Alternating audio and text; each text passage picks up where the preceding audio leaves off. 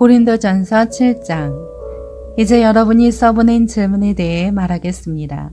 남자가 여자를 성적으로 가까이 하지 않는 것은 좋습니다. 그러나 음행에 빠지게 하는 유혹이 있기 때문에 남자마다 자기 아내를 두고 여자마다 자기 남편을 두십시오. 남편은 아내에게 남편으로서의 의무를 다하고 아내도 남편에게 그렇게 하십시오. 아내는 자기 몸을 자기 마음대로 하지 못하고 오직 남편에게 맡겨야 합니다. 이와 같이 남편도 자기 몸을 자기 마음대로 하지 못하고 오직 아내에게 맡겨야 합니다. 부부간에 서로 멀리하지 마십시오. 단 기도에 전념하기 위해 얼마 동안 떨어져 있기로 합의한 경우는 예외입니다. 그러나 그 후에는 다시 합하십시오. 이는 여러분이 절제하지 못하는 틈을 타서 사탄이 여러분을 유혹할까 염려되기 때문입니다. 지금 내가 하는 이 말은 권면이지 명령은 아닙니다. 내가 바라기는 모든 사람이 나와 같았으면 좋겠습니다. 그러나 사람마다 하나님께 받은 은사가 달라 이런 사람도 있고 저런 사람도 있습니다. 내가 결혼하지 않은 사람들과 가부들에게는 나처럼 그냥 혼자 지내는 것이 좋겠다고 말하고 싶습니다. 그러나 만일 절제할 수 없다면 결혼하십시오. 정욕으로 불타는 것보다 결혼하는 것이 낫습니다. 결혼한 사람들에게 명령합니다. 이것은 내 명령이 아니라 주의 명령입니다. 아내는 남편과 갈라서지 마십시오. 많이 갈라섰거든 재혼하지 말고 혼자 지내든지 그렇지 않으면 남편과 화해하십시오. 남편도 아내를 버리지 마십시오. 내가 나머지 사람들에게 말합니다. 이것은 내 말이지 주의 말씀은 아닙니다.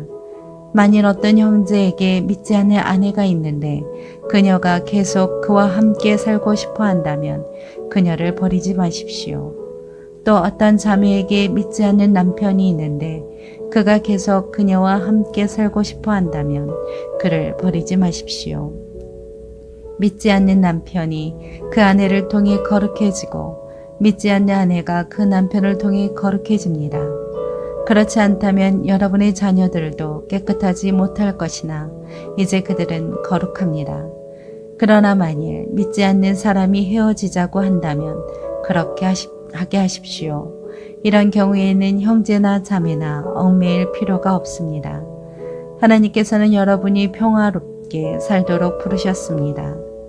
아내여, 당신이 남편을 구원할는지 어떻게 알겠습니까? 남편이여, 당신이 아내를 구원할는지 어떻게 알겠습니까? 오직 주께서 나눠주신 은사대로 또 하나님께서 부르신 대로 살아가십시오. 내가 모든 교회에 이 같은 원칙을 제시합니다. 할례를 받은 상태에서 부르심을 받은 사람이 있습니까? 할례의 흔적을 지워 할례를 받지 않은 사람이 되려고 하지 마십시오. 할례를 받지 않은 상태에서 부르심을 받은 사람이 있습니까? 일부러 할례를 받으려고 하지 마십시오. 할례를 받았든지 안 받았든지 그것은 문제가 아닙니다. 오직 하나님의 계명을 지키는 것이 중요합니다. 각 사람은 부르심을 받은 때의 상태 그대로 머무르십시오. 당신이 종으로 있을 때 부르심을 받았습니까? 걱정하지 마십시오. 그러나 자유를 얻을 수 있는 기회가 있다면 그것을 이용하십시오. 주 안에서 부르심을 받은 사람은 종이라도 주께 속한 자유인입니다. 마찬가지로 자유인으로서 부르심을 받은 사람은 그리스도의 종입니다. 여러분은 하나님께서 값을 치르고 사신 사람들입니다. 그러니 사람의 종이 되지 마십시오. 형제 자매들이여, 각각 부르심을 받은 그대로 하나님과 함께 거하십시오.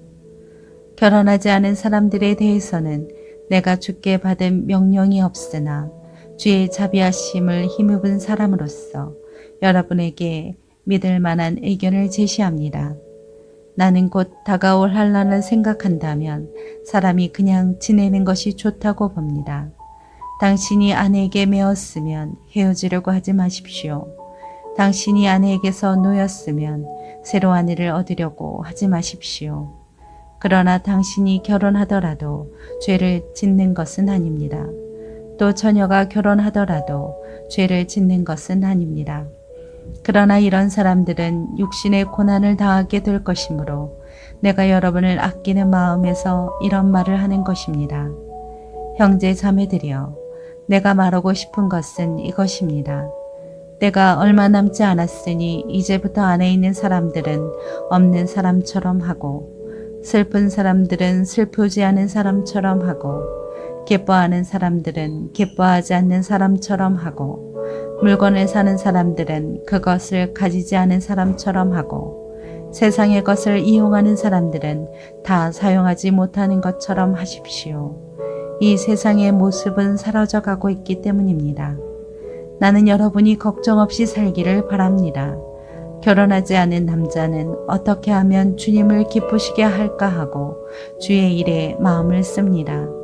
그러나 결혼한 남자는 어떻게 하면 자기 아내를 기쁘게 할까 하고 세상 일을 걱정함으로 마음이 나뉩니다. 남편이 없는 여자나 처녀는 주의 일을 걱정해 몸과 영을 다 거룩하게 하나, 결혼한 여자는 어떻게 하면 남편을 기쁘게 할까 해 세상 일을 걱정합니다. 내가 이것을 말하는 것은 여러분의 유익을 위하는 것이지 여러분을 제한하려는 것이 아닙니다. 오히려 나는 여러분이 이치에 맞게 마음의 혼돈 없이 오직 주만 섬기도록 하려는 것입니다. 그러나 누가 만일 자기의 처녀딸을 시집 보내지 않는 것이 이치에 맞지 않는다고 생각한다면, 그리고 더구나 혼기도 지나고 마땅히 그렇게 해야 한다고 생각한다면 원하는 대로 하십시오. 이것은 죄를 짓는 것이 아니므로 그들이 결혼하게 하십시오. 그러나 그가 마음을 확고하게 정하고 부디게 한 일도 없고 또 자기 뜻대로 할 권리가 있어 자기의 처녀딸을 그대로 두기로 마음에 작정했다면 그는 잘하는 것입니다. 그러므로 자기의 처녀딸을 시집 보내는 사람도 잘하는 것이지만 시집 보내지 않는 사람은 더 잘하는 것입니다. 아내는 남편이 살아있는 동안 남편에게 매여 있습니다. 그러나 남편이 죽으면 자기의 뜻대로 결혼할 자유가 있습니다. 단 주 안에서만 그렇게 해야 합니다. 그러나 내 판단으로는 그녀가 그냥 지내는 것이 더 행복하다고 봅니다. 나에게도 하나님의 영이 계시다고 생각합니다.